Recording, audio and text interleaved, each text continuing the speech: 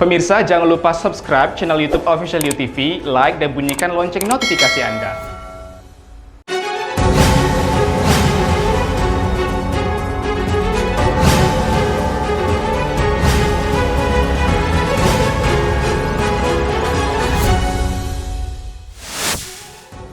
Kepolisian Republik Indonesia menahan 48 warga negara asing yang tertangkap melakukan pemerasan bermoduskan aplikasi kencan.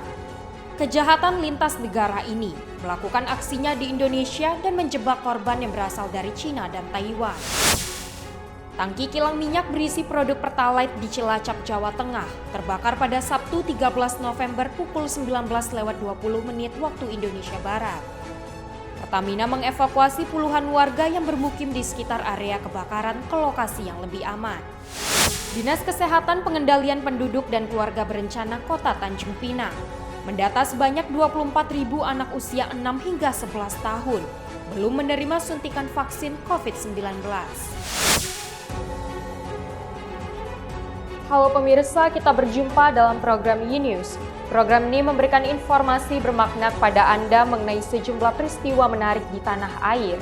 Bersama saya Yoli Anggini dan inilah YNews lengkapnya. Ribuan calon jemaah umroh di Batam, Kepulauan Riau menanti kejelasan untuk dapat segera diberangkatkan.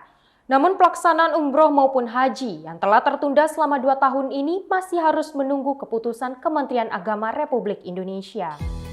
Kementerian Agama dan Dirjen Haji dalam minggu ini diagendakan akan melangsungkan pembahasan terkait teknis keberangkatan jemaah asal Indonesia untuk melangsungkan ibadah umroh dan haji selama masa pandemi COVID-19. Sementara itu, Kepala Kantor Wilayah Kementerian Agama Provinsi Kepulauan Riau Mahfud Daryanto mengatakan, keberangkatan umroh di Kepri tetap harus menunggu arahan Menteri Agama, termasuk keberangkatan 3.000 calon jemaah umroh dari Kepri. Mahfud juga menambahkan keberangkatan umroh direncanakan akan melalui satu pintu, melalui Asrama Haji Pondok Gede, Jakarta. Kendati belum mengantongi aturan teknis pelaksanaan ibadah umroh, pendaftaran tetap dibuka untuk masyarakat. Sedangkan untuk umroh, Mahfud mengungkapkan bahwa untuk Kepri saja ada sekitar 3.000-an jemaah yang akan diberangkatkan. Mahfud mengakui bahwa dirinya bersama penyelenggara umroh di Kepri sudah duduk bersama untuk membahas keberangkatan jamaah. Mahfud menghimbau kepada masyarakat yang mempunyai keluhan baik umroh maupun haji bisa melaporkan hal itu ke Kementerian Agama. Kemungkinan besar hanya satu gate di Jakarta, Pak, dari Asrama Haji Pondok Gede. Jadi yang untuk lain belum, karena khawatir kan soal protap itu tadi.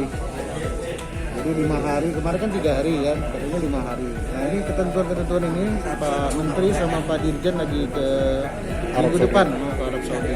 Dari Batam, Kepulauan Riau, Alamuddin, UTV mengabarkan. Kepolisian Republik Indonesia menahan 48 warga negara asing yang tertangkap melakukan pemerasan bermoduskan aplikasi kencan. Kejahatan lintas negara ini melakukan aksinya di Indonesia dan menjebak korban yang berasal dari Cina dan Taiwan. Sebanyak 48 warga negara Cina dan Vietnam diamankan Kepolisian Republik Indonesia karena telah melakukan pemerasan bermodus aplikasi kencan. Para tersangka melancarkan aksinya dengan merekam kegiatan korban kemudian memerasnya dengan ancaman akan menyebarkan rekaman video aktivitas korban. Bekerja sama dengan kepolisian negara Taiwan dan petugas imigrasi, sebanyak 44 laki-laki dan 4 perempuan berhasil dibekuk. Puluhan tersangka kejahatan lintas negara ini melakukan aksinya di Indonesia. Namun hingga saat ini diketahui korban-korbannya berasal dari Cina dan Taiwan. Nah, di sini oleh para pelaku ini direkam.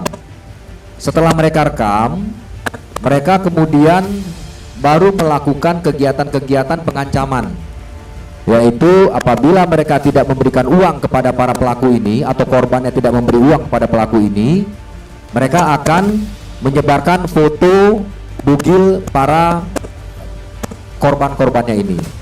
Kendati demikian, Kepala Bidang Humas Polda Metro Jaya Brigadir Jenderal Yusri Yunus mengatakan, kasus akan terus didalami guna mengetahui ada atau tidaknya korban dari Indonesia.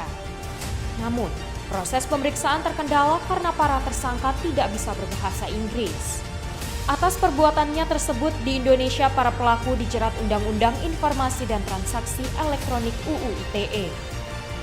Dari Jakarta, Kantor Berita Antara, UTV mengabarkan. Polres Tanjung Pinang menyiapkan personilnya dalam menghadapi bencana banjir selama musim penghujan di Tanjung Pinang, Kepulauan Riau. Kapolres Tanjung Pinang AKBP Fernando menuturkan, selama awal November beberapa titik di Tanjung Pinang telah terpantau terendam banjir walau masih dalam skala kecil. Polres Tanjung Pinang mulai menyiapkan personilnya untuk siaga dalam menghadapi bencana seperti banjir, tanah longsor dan pohon tumbang yang biasanya terjadi selama musim penghujan dan angin utara. Kapolres Tanjung Pinang AKBP Fernando menuturkan, di awal November pihaknya telah menemukan sejumlah titik banjir dalam skala kecil. Di mana kita ketahui dalam masa-masa sekarang ini ya sudah mulai banyak terjadi peristiwa banjir.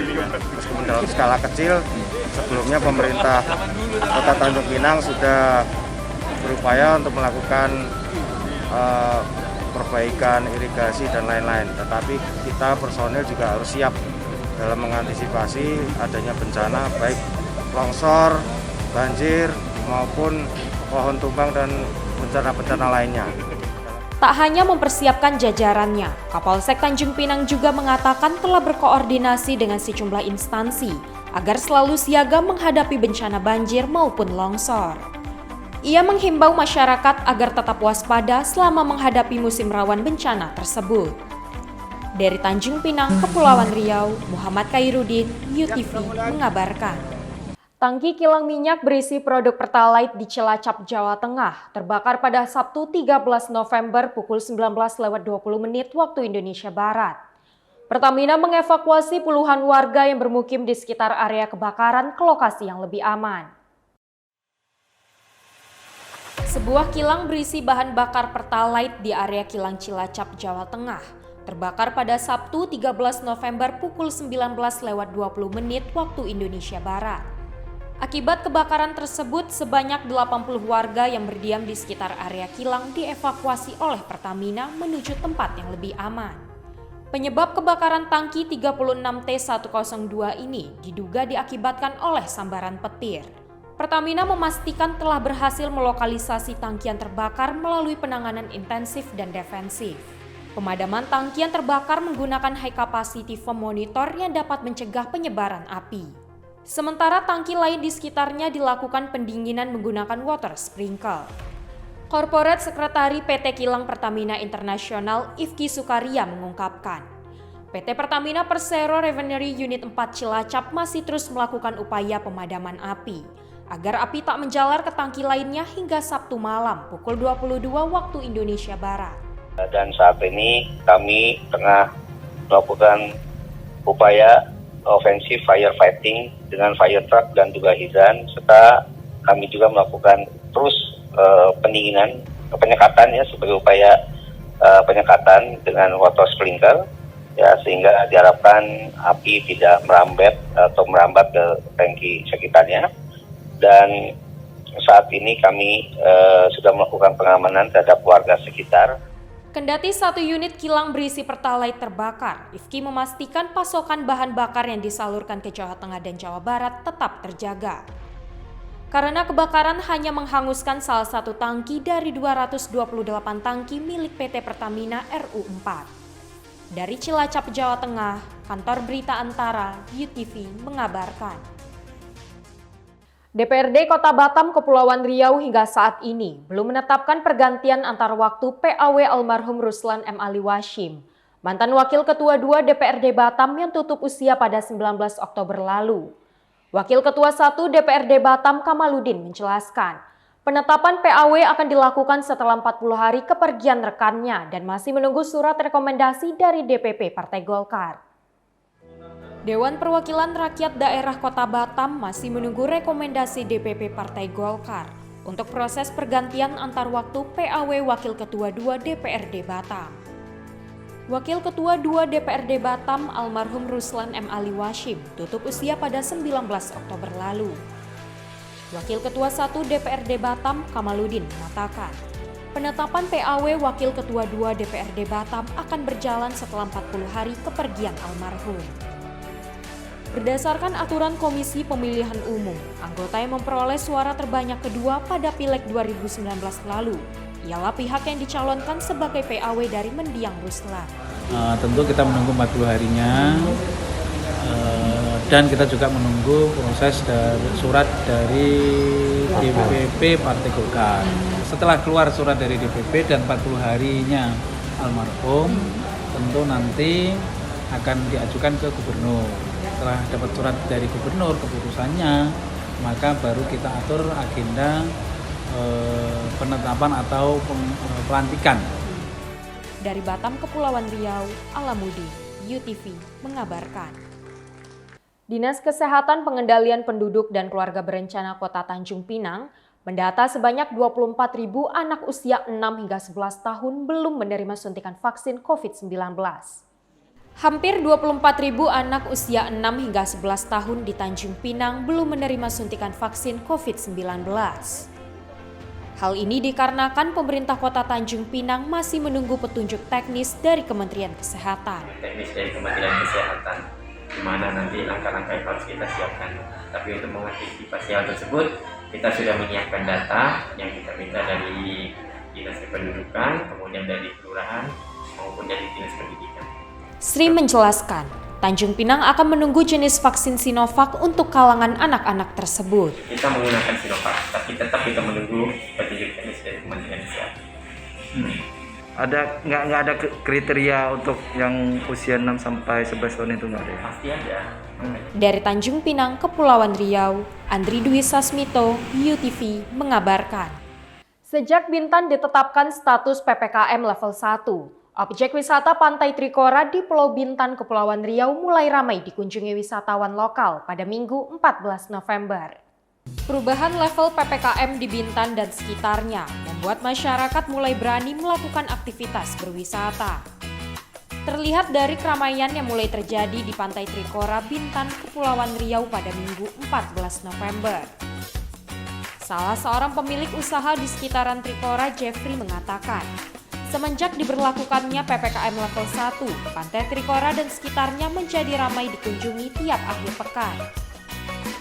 Menurutnya, wisatawan lokal tak hanya datang dari daerah Bintan dan sekitarnya, namun juga datang dari Tanjung Pinang dan Batam. Untuk sekarang ini kan udah level 1. Alhamdulillah sih pengunjungnya udah mulai kayak macam normal gitu. Pengunjungnya pun udah mulai ramai. Udah seperti biasa gitu, kayak macam dari dulu. Jadi kalau semenjak PPKM kemarin memang pantai ini agak sepi, pengunjung pun tak ada, cuman kita kan mengikuti prokes. Dari tamu pun ya jarang juga main ke tempat wisata.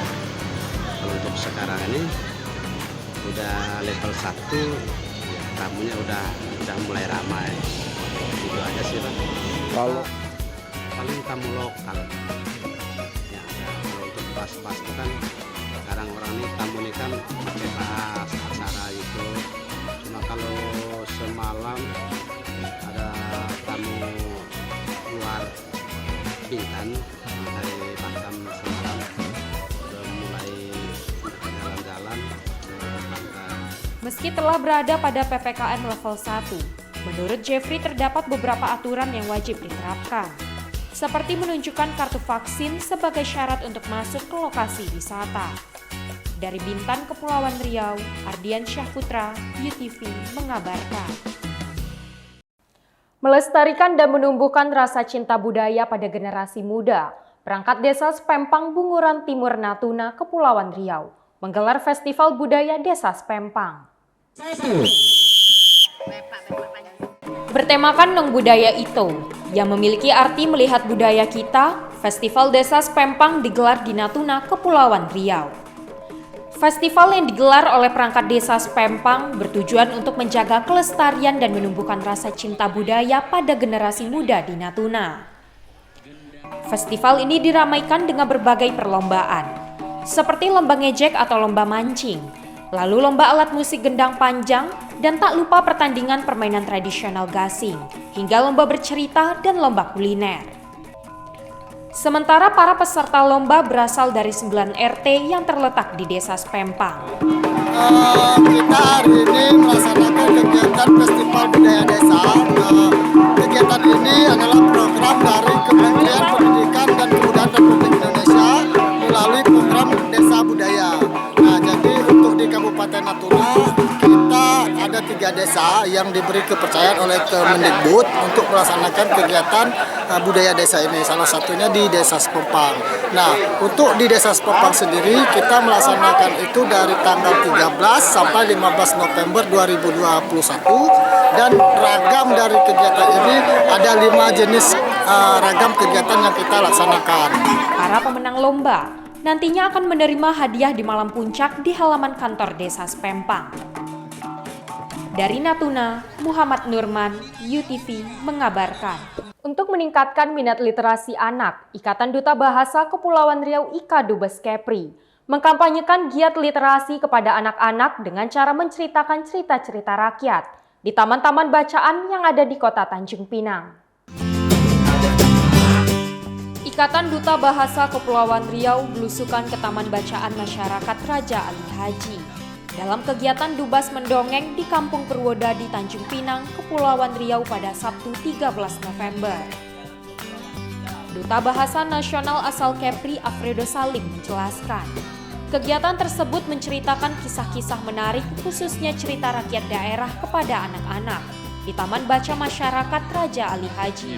Nah, kegiatan hari ini pertama kita memperkenalkan kegiatan-kegiatan permainan dari daerah, terus juga kita memperkenalkan cerita-cerita rakyat yang tersebar di daerah Kepulauan Riau.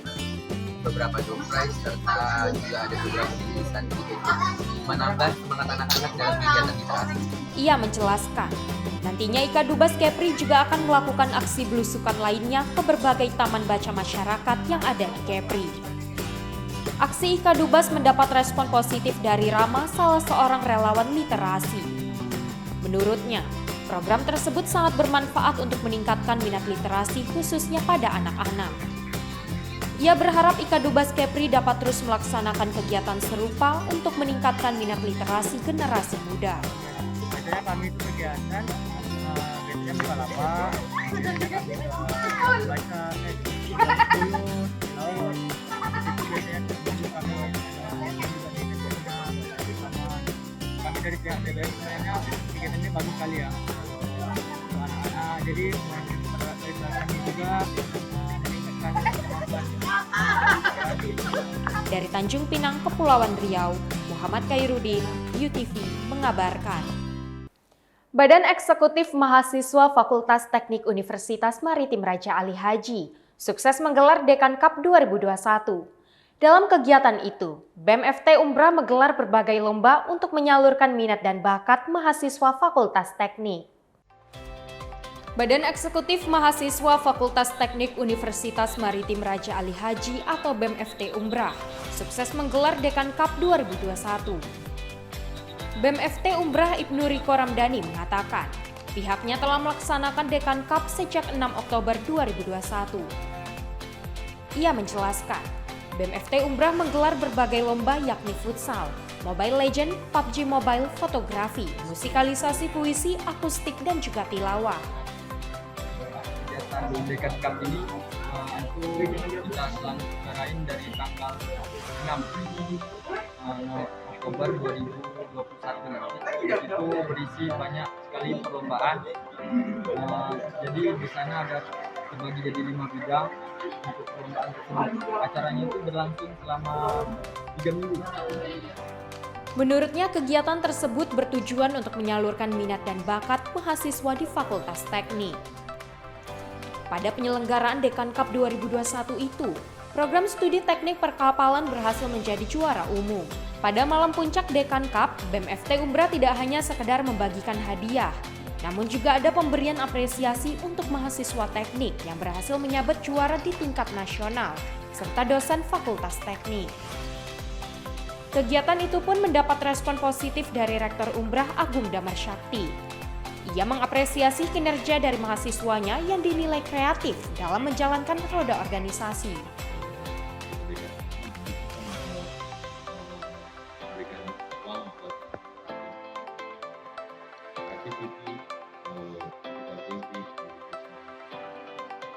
Dari Tanjung Pinang, Kepulauan Riau, Muhammad Khairuddin, UTV mengabarkan. Arab Saudi kini memiliki warisan dunia UNESCO pertamanya, yakni situs Alula yang terletak di tengah gurun di kota Hegra, wilayah barat laut. Bak arkeolog pemberani, jika berada di situs warisan dunia UNESCO di Riyadh situs Alula. Berada di tengah gurun kota Hegra, wilayah barat laut, para pengunjung dapat memuaskan fantasi menjadi arkeolog layaknya Indiana Jones.